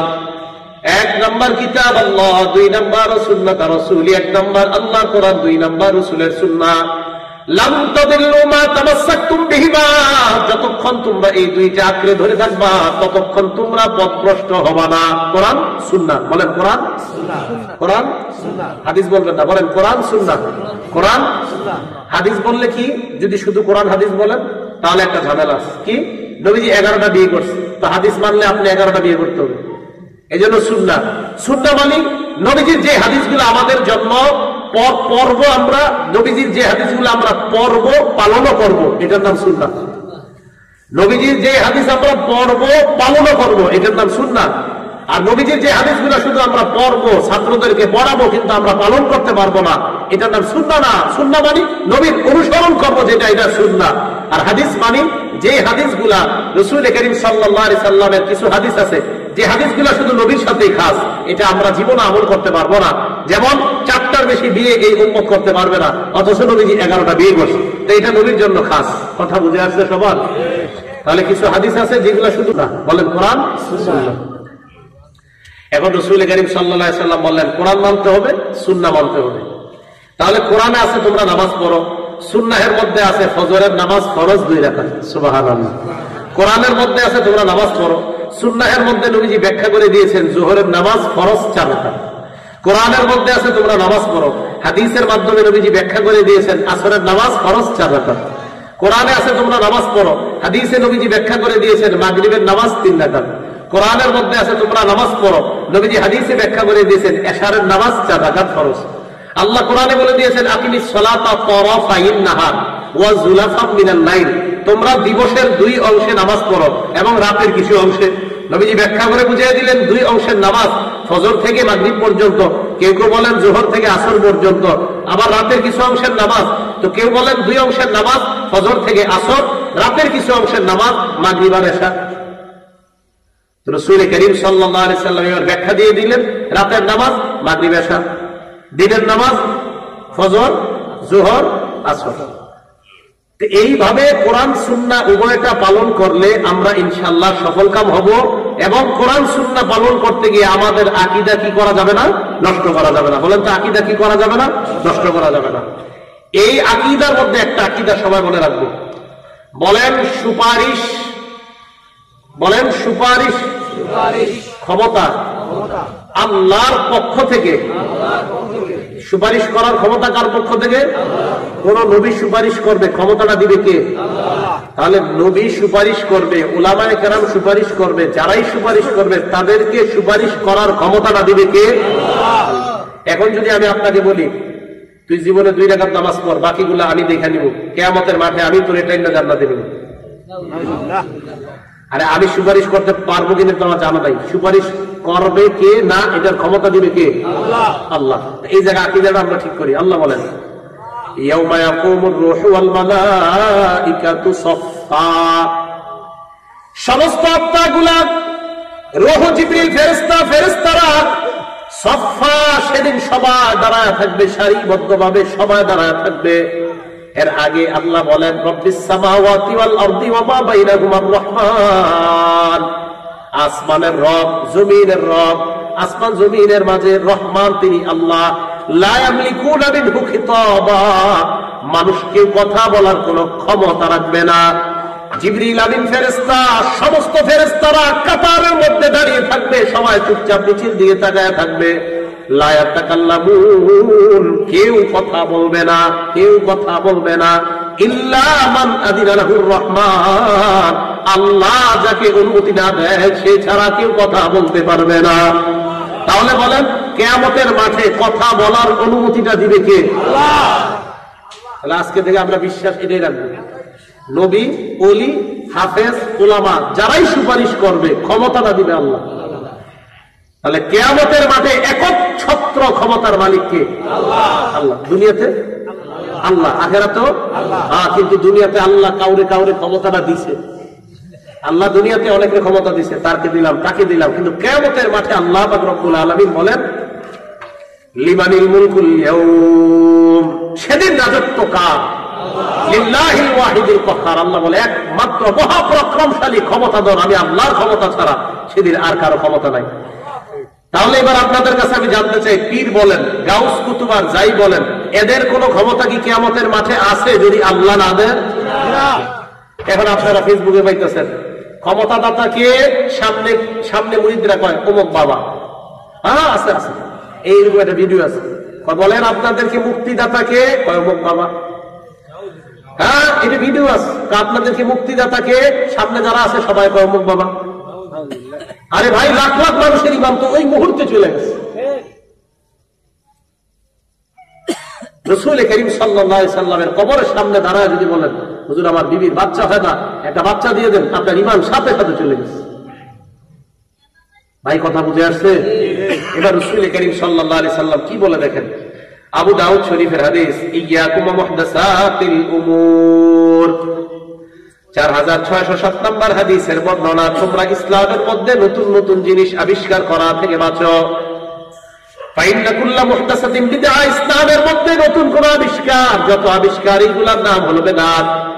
ওয়া কুল্লা বিদআতিন দালালাহ, যত নতুন আবিষ্কার এগুলো হলো পথভ্রষ্টতা। নাসাই শরীফের 1578 নম্বর হাদিসের বর্ণনা, ওয়া কুল্লু দালালাতিন ফিন্নার, সমস্ত পথভ্রষ্টের ঠিকানা হলো জাহান্নাম। ইসলামের মধ্যে নতুন আবিষ্কার, এটার নাম বেদাত। সমস্ত বেদাত পথভ্রষ্টতা, সমস্ত পথভ্রষ্টতার ঠিকানা জাহান্নাম।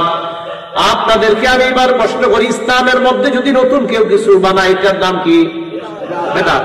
নতুন আবিষ্কার কি নাম? বেদাত। বেদাতের বাংলা নতুন আবিষ্কার। বলেন নতুন আবিষ্কারের ঠিকানা কই?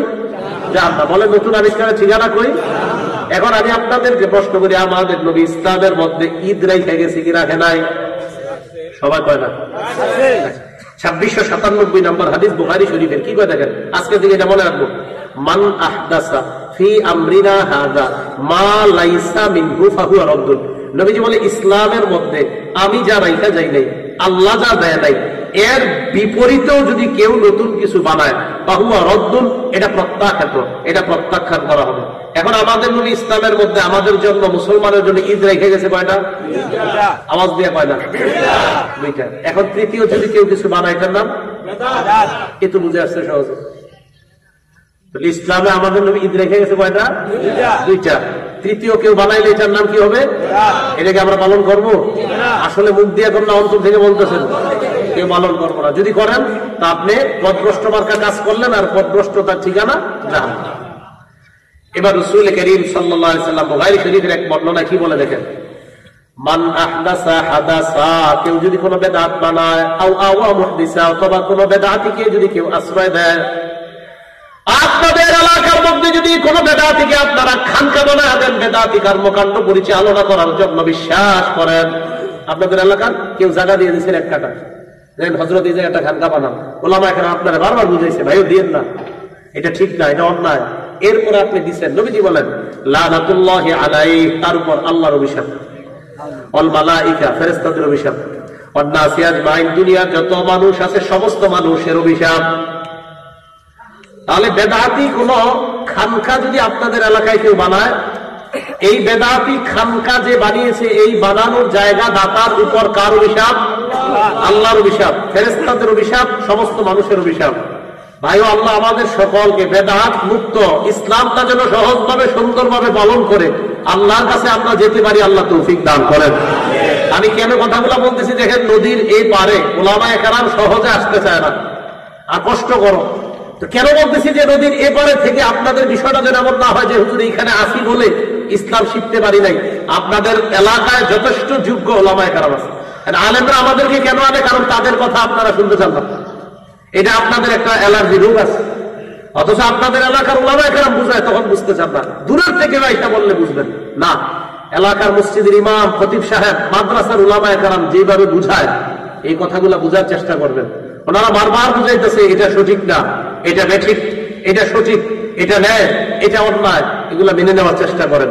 যদি মেনে না নেন, রাসূল করিম সাল্লাল্লাহু আলাইহি ওয়াসাল্লাম হাদিসের মধ্যে বলছেন, আদ-দুনিয়া মালউনা, পুরা দুনিয়াটা অভিশপ্ত, ওয়া মালউনুন মা ফিহা, দুনিয়াতে যা আছে সব অভিশপ্ত, তিনটা জিনিস ছাড়া। জোরে বলেন কয়টা? কয়টা জিনিস অভিশপ্ত না?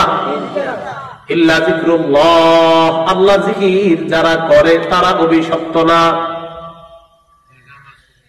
দুই নাম্বার নামাজ জিকির, নামাজও জিকির বলছে যারা, উনি বলছে মাশাআল্লাহ, বলছে যারা নামাজ পড়ে নামাজও জিকির। নামাজ কি? জিকির মানে যত ভালো কাজ, জিকির যত ভালো কাজ, আল্লাহ জিকির করে এক নাম্বার। এবার দুই নাম্বারটা কি বলবো? আলিমা, স্পেশাল ভাবে নবী বলেন আলেমরা অভিশপ্ত না। সুবহানাল্লাহ, আলেমরা অভিশপ্ত না। এই জন্য ওলামায়ে কেরাম আপনাকে পথ, খারাপ পথ দেখাবে না। হ্যাঁ, আমি স্পষ্ট ভাবে বলে যাই, কওমি মাদ্রাসার সাথে সম্পৃক্ত ওলামায়ে কেরাম আপনাদের এলাকায় যারা আছে, অথবা আহলুস সুন্নাত ওয়াল জামাতের সাথে সম্পৃক্ত ওলামায়ে কেরাম যারা আছে, তাদের কথাগুলো আপনারা নেওয়ার চেষ্টা করবেন। আমি আবারও বলছি, আহলুস সুন্নাত ওয়াল জামাত মানে যারা কোরআন এবং সুন্নাহ পালন করতে গিয়ে বাড়ায় না, কমায় না, এই জাতীয় ওলামায়ে কেরামদের কথা আপনারা শুনবেন, শোনার পর আমল করবেন, যেন আল্লাহর কাছে গেলে বলতে পারেন, আল্লাহ যেখানে ছিলাম চরের মধ্যে ছিলাম আর যেখানে ছিলাম আল্লাহ ইসলাম সঠিকভাবে পালন করে তোমার কাছে আসছে। কথা বুঝে আসছে? তো নবীজি সাল্লাল্লাহু আলাইহি সাল্লাম বললেন এই অবস্থা হবে যদি কেউ বেদাতিকে আশ্রয় দেয়। আল্লাহ আমাদের সকলকে বেদাতি কর্মকাণ্ড বেদাতিদের থেকে বেঁচে থাকার তৌফিক দান করেন। এবার ভয়ঙ্কর একটা হাদিস আপনাদেরকে বলতে চাই। এই হাদিসটা কি? রাসূল করিম সাল্লাল্লাহু আলাইহি সাল্লাম বলেন কিয়ামতের ময়দানে আনা ফারাতুকুম আলাল হাউজ, আমি কিয়ামতের ময়দানে হাউজে কাউসারের সামনে দাঁড়াবো। হাউজে কাউসারের সামনে দাঁড়িয়ে আমি অপেক্ষা করতে থাকবো পানি পান করানোর জন্য। আমি গ্লাস নিয়ে জগ নিয়ে দাঁড়িয়ে থাকবো পানি পান করানোর জন্য। আমার একদল উম্মত আমার সামনে আনা হবে। আনার পর আমি তাদেরকে পানি পান করাইতে গেলে সাথে সাথে তাদেরকে আমার সামনে থেকে টান মেরে নিয়ে যাওয়া হবে। আমি প্রশ্ন করবো আল্লাহ আসহাবি, আরেক বর্ণনায় উম্মতি, তারা তো আমার উম্মত। আল্লাহর পক্ষ থেকে জবাব দেওয়া হবে ফাইন্নাকা লা তাদরি মা আহদাসু বা'দাক, আপনি জানেন না দুনিয়া থেকে আপনি বিদায় নেওয়ার পর তারা কি কি নতুন আবিষ্কার করছে ইসলামের মধ্যে আপনার জানা নাই। নবীজি একটু আগে বললেন আমার উম্মত যেই মাত্র জানতে পারবে তারা আমার রেখে যাওয়া ইসলামের মধ্যে নতুন নতুন জিনিস বানাইছে, নবী তখন বলবে সুহকান সুহকান লিমান গায়্যারা দীনি, আমার ইসলাম আমার শরীয়ত পরিবর্তনকারী, আমার সামনে থেকে তুমি দূর হও দূর হও। একটু আগে পানি পান করার জন্য পাগল ছিল নবী, যেই মাত্র জানবে এটা বেদাতি, নবী বলবে সরো, এটাকে আমার সামনে থেকে দূর করো। এই বেদাত ইসলামে গ্রহণযোগ্য না। আজকে রাত্রটাকে আপনারা কি রাত মনে করতেছেন? মেরাজের রাত। এই একটা ভুল। এটা আপনাদের কি কইছে আজকে মেরাজের রাত? হ্যাঁ, আপনাদের কি কইছে আজকে মেরাজের রাত? মুন্সিদা। আচ্ছা, আজকে মেরাজ এই জাতীয় বর্ণনা কেমনে যায় সে বলছে আল্লাহ জানে, এর কোনো ভিত্তি নেই। রজব মাসে মেরাজ হয়েছে এই যে আজকে 27 রাতে, এর কোনো ভিত্তি নেই। এরপরে আজকে রাতে আপনারা নামাজ পড়ছেন নি? কয় রাকাত? হ্যাঁ, এসা তো বলছেন, আর পড়ছেন নি কিছু? 12 রাকাত পড়েন নাই? আচ্ছা আচ্ছা। শবে মেরাজের কোনো নামাজ নেই, শবে মেরাজের কোনো রোজা নেই, মেরাজের কোনো নামাজ নেই, মেরাজের কোনো রোজা নেই, কিচ্ছু নাই। মানে আমি যে বললাম না সহজ, তার একটু কঠিন বানাবে না যে না এটা তো কিছু একটা দরকার। মানে কি দরকার আপনার?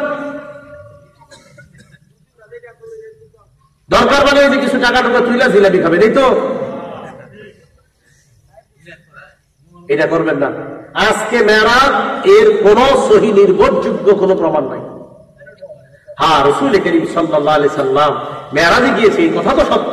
মুসলিম শরীফের 300 নম্বর হাদিস, লম্বা হাদিসের মধ্যে আছে রাসূল করিম সাল্লাল্লাহু আলাইহি সাল্লাম উনি মক্কা থেকে বাইতুল মুকাদ্দাস পর্যন্ত গিয়েছেন। সেখান থেকে রাসূল করিম সাল্লাল্লাহু আলাইহি সাল্লাম ঊর্ধ্ব আকাশে সিদরাতুল মুনতাহা পর্যন্ত ভ্রমণ করেছেন। এগুলো তো সত্য কথা। বাকি যাইতে যাইতে জিবরিল আমিন হঠাৎ নবীর থেকে আলাদা হয়ে গেছে, এই কথা যে কোথেকে আসছে আমি জানি না। হ্যাঁ, এক জায়গায় গিয়ে কয় না দেখবেন বয়ানে, আমি জানি আমাদের দেশে বিখ্যাত কোন বয়ানে এরকম পাওয়া যায়। এরপর জিবরিল আমিন বলে আমার আর যাওয়ার সুযোগ নাই, কইতাছে সুর দিয়া, মানুষ কাঁদতেছে। এটা আপনি কই পেলেন এই কথাটা? জিবরিল আমিন বলছে যে আমার সুযোগ নাই, নবীর সুযোগ আছে, এটা কই আছে? এটা একটা ফার্সি শেরের মধ্যে আছে, ফার্সি একটা শের, আর কোথাও নাই কথা। হ্যাঁ, তো যদি এরকম পান কোরআন সুন্নাহর কোথাও আছে যে জিবরিল আমিন আলাদা হয়ে যাওয়ার রেওয়ায়াত, হুজুরের কাছে আমার ফোন নাম্বার আছে, আমার একটু জানাই দেন, আমি খুব খুঁজতেছি এই দলিলটা। হ্যাঁ, এটা আসার দলিল কই আছে? জিবরিল আমিন হুজুরের রেখে বসে, এই প্রমাণ কই আছে? না না। আচ্ছা, যাই হোক, আমি বুঝাইতে চাইলাম আর কতদিন এই ভুলে বড় জীবনে থাকবেন।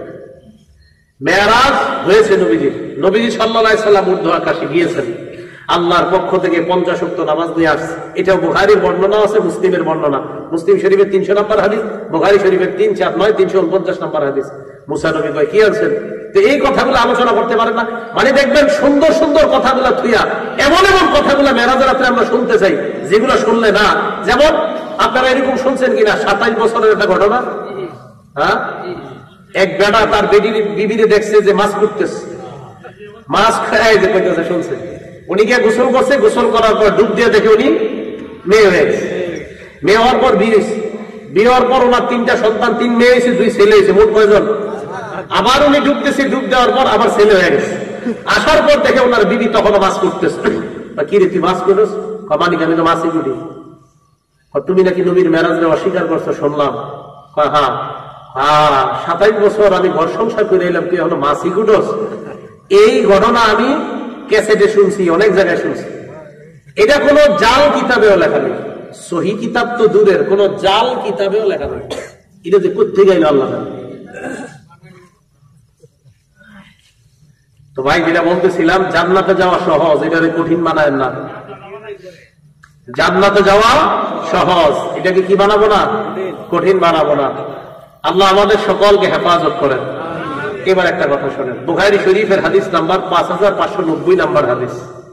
রাসূল কারীম সাল্লাল্লাহু আলাইহি সাল্লাম বলেন, লা কুনান্না মিন উম্মতি আকওয়াম, আমার উম্মতের মাঝে এমন একটা দলের আবির্ভাব হবে, ইস্তাহিল্লুনাল হিররা, যারা ব্যভিচার করাকে হালাল মনে করবে, জিনা করাকে যারা হালাল মনে করবে। জিনা করা হালাল, নাউজুবিল্লাহ বলেন। আসলে কি আমরা হালাল মনে করি সবাই? কিন্তু করেন অনেকে, দলিল দিলে বুঝবেন। তাহলে প্রথম কথা কি, কাকে হালাল মনে করবে? জিনা। হুজুর আম করে বুঝাই দেন কথাটা, বুঝতে চাননি সবাই? বুখারী শরীফের আরেক হাদিস দিয়ে বুঝাইতে হবে। তাহলে এই অংশটা আগে, অংশ মনে রাখেন, জিনাকে হালাল মনে করবে। বুখারী শরীফের 6612 নম্বর হাদিস। ওই হাদিসে নবী মানে জিনা হালাল মনে করবে, এটার ব্যাখ্যা করছি বুখারীর 6612 নম্বর হাদিস দিয়ে। قال رسول الله صلى الله عليه وسلم, আল্লাহ নবী বলেন, ইন্নাল্লাহা কাতাবা আলা ইবনি আদম হাজ্জাহু মিনাজ জিনা, আল্লাহ পাক রব্বুল আলামিন আদম সন্তানকে জিনা দ্বারা পরীক্ষা করবে। জিনা দ্বারা আমাকে, আপনাকে, আমাদের সকলকে, আলেম আওয়াম সবাইকে পরীক্ষা করবে। নবীজি বললেন সবাইকে করবে। আদরাকাহু লা মুহালাতা, এই পরীক্ষার সম্মুখীন সবাই হবেন, আমি হব, আপনি হব, সবাই হব। এখন নবীজি বলেন, জিনাল আইনি আন-নাস, চোখের জিনা হলো দেখা। চোখের জিনা কি? দেখা। চোখের জিনা কি? দেখা। দেখা, যার দিকে দেখা হারাম সেই দিকে তাকানো চোখের জিনা। ওয়া জিনা লিসান আল মানতিক, জবানের জিনা হলো কথা বলা। জবানের জিনা কি বলা? কথা বলা। আপনাদের এলাকার এক যুবক রাতের পর রাত, ঘন্টার পর ঘন্টা একটা মেয়ের সাথে অবৈধভাবে তার সম্পর্ক, কথা বলতেছে, এই যে মুখের জিনা, তাহলে এই জিনাটাকে সে হালাল মনে করতেছে। এই যে হালাল, এই যে হালাল না, সারাপ কথাটা কিভাবে? নবীজি বললেন, আমার উম্মতের একজন জিনাকে হালাল, এই যে হালাল, সে তো মনে করতেছে আমি তো মাশাআল্লাহ তার জন্য পাগল হয়ে গেছে, আমি যে কোনো মধ্যে ফাঁসি দিয়ে দিতে পারি। তার জন্য কি হয়ে যেতে পারে? ফাঁসি। মাঝে মাঝে ইমাম সাহেবের প্রশ্ন করবো, হুজুর আমি একটা মেয়ের সাথে রিলেশন আছে, রিলেশন কয়, সম্পর্ক কয় না, রিলেশন আছে, তো আমি যদি তার সাথে ফজর পর্যন্ত কথা কই, এই নিয়তে যে দুইজন ফজর করে ঘুমাবো, কি দেখছেন ওদের প্রেম? না জায়েজ, বলেন হারাম। এটা কি হারাম? তাহলে চোখের জিনা, এই যে কেউ চোখ দিয়ে একটা মেয়ের দিকে তাকাইলো, খুব মনে রাখবেন, সূরা নূর, এই সূরা নূরের 30 নম্বর আয়াতে আল্লাহ বলেন, কুল্লিল মুমিনিনা ইয়াগুদ্দু মিন আবসারিহিম, নবী আপনি ইমানদারকে বলেন তারা যেন নজর নিচে রাখে। আচ্ছা আপনি নিচে রাখলেন, তো শয়তান আপনাকে বারবার উপরে উঠায়, তাকাও তাকাও। তো একটা যুবক, সে কিছু মনে করতেছে না, বাস একটা মেয়ে হেঁটে যাচ্ছে, তার দিকে তাকিয়ে আছে। রাসূল কারীম সাল্লাল্লাহু আলাইহি সাল্লাম বলেন, আল মারআতু ইযা খারাজাত, কোন মহিলা যখন ঘর থেকে বের হয়, ইস্তাশরাফাহা শায়তান, শয়তান তার দিকে এইভাবে উকি মেরে তাকায়। এটার ব্যাখ্যা মুহাদ্দিসিনে কেরাম বলছেন, আমরা তিনজন একসাথে আছি, শয়তান আমাদের মুখ, মাথাগুলা, সবগুলা মাথা একসাথে ওই নারীর দিকে এইভাবে তাকানোর জন্য উদ্বুদ্ধ করে। এটা কিভাবে? এক বন্ধুর মাথায় এসে শয়তান সোয়ার হয়, এই একজন ভাইটা যাইতেছে দেখ, তো ওই বন্ধু দেখে সাথে আসার 4 জন, তখন কয় কিরে দোস্ত, জিনাল আইনি আন-নাস, চোখের জিনা হলো দৃষ্টি দেওয়া, দেখা। এই যে জিনাকে হালাল মনে করছেন, এই যে তাকিয়ে আছেন আপনি। অজিনাল লিসান আল মানতিক, যুবক ভাইয়েরা গুনাহ করবেন না। আর কত কত গুনাহ করলে বলেন আপনার শান্তি হবে? আপনি এখন মারা যাবেন, কালকে একদিন হয়ে যাবে আপনার, বলেন আর কত গুনাহ? আজকে মারা যাবেন তো কালকে একদিন, নিঃসন্দেহে কালকে একদিন। আপনার মোবাইলে যাদের সাথে আপনি গুনাহ করেছেন, মোবাইল তো এগুলো ডিলিটও করতে পারেন নাই, ডিলিট করার আগে আপনি মারা গিয়েছেন, আপনার আত্মীয় স্বজন দেখবে আপনি কতটা গুনাহের মধ্যে লিপ্ত ছিলেন। সারা দুনিয়া আপনার মোবাইলে সাক্ষী হয়ে যাবে যে এই ছেলেটাকে এত ভালো মনে করতাম, সে তো এই বুখারী শরীফের 6612 নম্বর হাদিস, নবীজি বলেন জিনাল আইন আর নজ। হাদিসটা দেখেন কি সুন্দর করে নবীজি বলছেন, চোখের জিনা দেখা, মুখের জিনা কথা বলা। দেখেন এবার নবী কি বলেন, আপনি দেখলেন, দেখার পর বাসায় আসলেন, বাসার পর এবার হয়তো দেখছেন না হয় কথা বলছেন, কথা বলতে বলতে একটা মেয়ের সাথে এবার নবী বলেন নাফসু তামান্না ওয়া তাশতাহি, মন তখন তাকে কল্পনা করতে থাকে। এই নবীজির কথা কি মিথ্যা নাকি নাউজুবিল্লাহ? সত্য। নবীজি বললেন দেখার পর কথা বলার পর এবার মন তাকে কল্পনা করতে থাকে। নবীজি বলেন করতে করতে ওয়াল ফারজু ইউসাদ্দিকুহু যালিকা, এক পর্যায়ে লজ্জাস্থান সেটাকে সত্যায়ন করে, বলেন নাউজুবিল্লাহ। তো নবীজি বললেন বুখারী শরীফের 5590 নম্বর হাদিস, আমার উম্মতের একদল 1 নাম্বার জিনাকে হালাল মনে করবে, 2 নাম্বার আল হারিরা রেশমের পোশাককে হালাল মনে করবে। ঈদের সময় যুবক ভাইয়েরা পাঞ্জাবি কিনতে সাবধান, আপনার পাঞ্জাবিটা যেন রেশমের সুতার না হয়, খুব সাবধান। সিল্ক, সিল্ক আছে না, সিল্ক কিনতে সাবধান। সিল্ক, অনেক সিল্ক গুলার মধ্যে রেশম ঢুকায় দেয়, অনেক সিল্কের মধ্যে রেশম ঢুকায় দেয়। তো এটা যেন আপনার এই জাহান্নামী পোশাক যেন দুনিয়াতে আপনার কেউ না পড়ায়। এ হলো 2। 3 নাম্বার অল খামর, মদ পানকে মানুষ হালাল মনে করবে। 4 নাম্বার অল মাআজিফ, বাদ্যযন্ত্র ঢোল তবলাকে মানুষ হালাল মনে করবে। শরীয়তের কথা বইলা এই পাশে একদল বাউল বসবে, এই পাশে একদল বসবে, নাম দিবে পালা গান। উনি বুখারী শরীফের হাদিস দিয়া গান গাবে, উনি মুসলিম শরীফের হাদিস দিয়া গানের জবাব দিবে। হ্যাঁ, নবীজি বলছেন অল মাআজিফ, বাদ্যযন্ত্রকে হালাল। এই যে শরীয়তের কইবে, কোন মৌলবী বলছে বাদ্যযন্ত্র হারাম? আমার নবী কয় এরা যে হালাল বলবে বাদ্যযন্ত্রকে, নবী বুখারীর হাদিসে বলে দিয়েছে।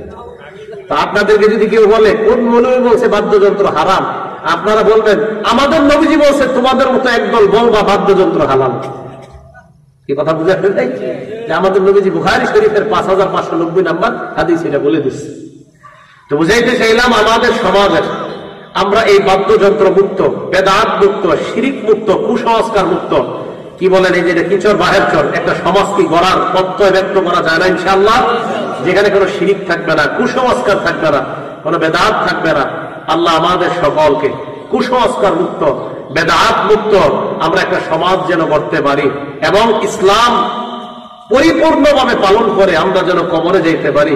আল্লাহ তৌফিক দান করেন, আল্লাহ তৌফিক দান করেন। আপনাদের কাছে আবার করজোরে আপনার জান্নাতে যাওয়া একদম সহজ। সল্লু খামসাকুম, 5 ওয়াক্ত নামাজ পড়েন, সুমু শাহরাকুম, রমজানের রোজা রাখেন, ফামুতু ওয়াদখুলু জান্নাতা রাব্বিকুম, মরেন আর জান্নাতে যান, মরেন আর জান্নাতে প্রবেশ করেন, মৃত্যুবরণ করেন, জান্নাতে প্রবেশ করেন। এই জান্নাতে যাওয়াটা আপনারা কঠিন বানায় নিয়েন না। লাল লাগবে, নীল লাগবে, অমুক লাগবে, রং লাগবে, এগুলা করে বাড়াবাড়ি করেন না ইসলামটাকে আপনারা। হ্যাঁ, আপনাদের এই প্যান্ডেল দেখে আমার ভালো লাগছে একটা কারণে, আশেপাশে কোনো রং ঢং দেন নাই। আমি ভাবছিলাম চর অঞ্চলের এই প্যান্ডেল কোনো রং ঢং হতেও পারে, আল্লাহ বাঁচাইছে যে রং ঢং হয় না। রং কি দরকার, রং ঢং তো কোনো দরকার নেই। এই যে প্যান্ডেলটা করছেন এটা সহজ হয়েছে না? আপনারা ইচ্ছা করে কি করলেন, এই দিকে কতগুলো ফুল, আরে এদের অর্থ জবান থাকলে বলতো ভাই আমি কষ্টে আছি। এখন আপনারা আমি এলে বসলাম, দেখবেন বক্তার সামনে এই পর্যন্ত ফুল, এদিক দিয়ে এই পর্যন্ত ফুল, মানে ফুলের ইয়াতে বক্তা খুঁজে পাওয়া যায় না। আপনি কি দরকার আছে এতগুলা করার? কোনো দরকার নেই। ইসলামের মধ্যে বাড়াবাড়ি করে ইসলামটা কঠিন বানায় দেন না, সহজ ভাবে যেন আমরা জান্নাতে যাইতে পারি। আমি আপনাদের সকলের সাথে জান্নাতে যেন দেখা করতে পারি, আল্লাহ তৌফিক দান করেন। আমরা সবাই যেন একসাথে জান্নাতে আবার এমন একটা আলোচনার বৈঠক আমরা গল্প করতে পারি জান্নাতে, আল্লাহ তৌফিক দান করেন। তাহলে উলামায়ে কেরামের পরামর্শ নিয়ে চলবেন তো ইনশাআল্লাহ, আল্লাহ তৌফিক দান করেন। আমিন ওয়া আখিরু দাওয়ানা আলহামদুলিল্লাহি রাব্বিল আলামিন।